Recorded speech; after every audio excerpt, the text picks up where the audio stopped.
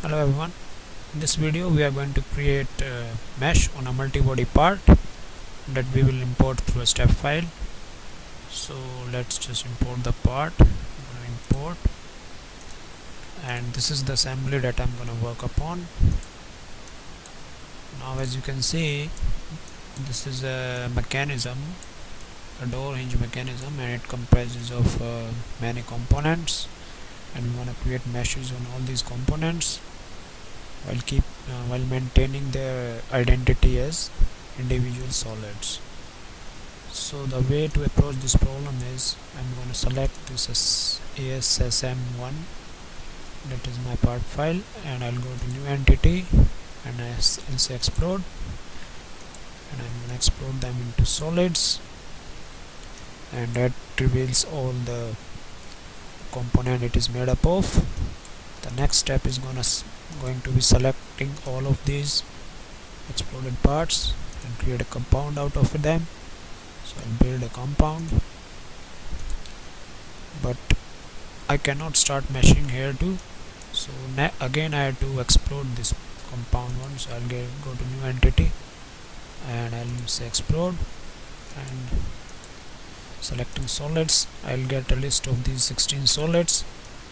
So I may rename them here so that they are easily identifiable later in the design process. But let's go to the mesh module, and I'll create a mesh over this compound one without any hypothesis. Next I'm going to create a submesh, and I'm going to select all of these solids, and the algorithm is going to be netgen 1D to the 3D, and the parameters are going to be max size being 10 millimeters and minimum size being 0.5 millimeters. Say OK and apply, and let's just compute the submesh.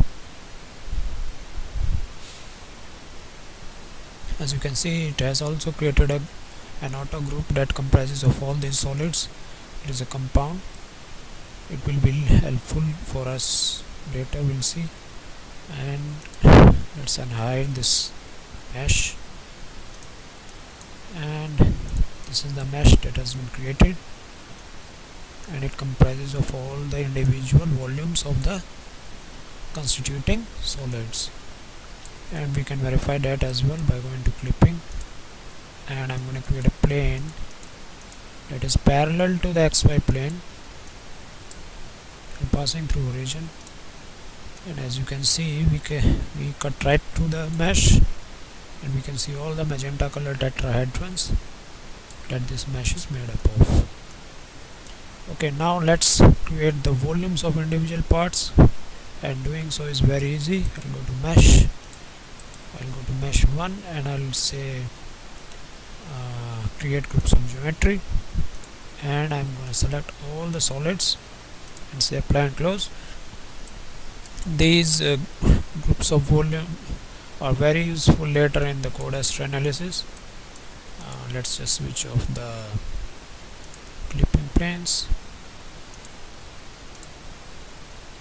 and you can see that if I turn off my main mesh, that all the individual volumes have been created into groups and are ready for utilization. Now suppose you want to represent this assembly in a higher level assembly, and you want this to be a rigid assembly, and so for that we need a group of all the volumes, and to do so is again very straightforward. So I'll go to the mesh 1 again and say create group,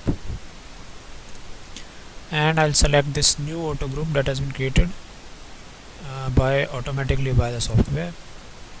Okay, I'll say groups from geometry, and then I'll select this geometry and say apply and close.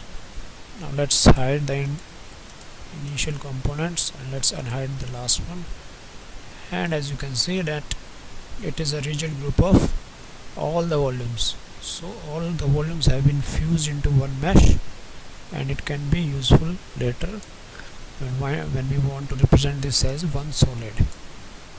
I hope it was useful. Thanks for watching.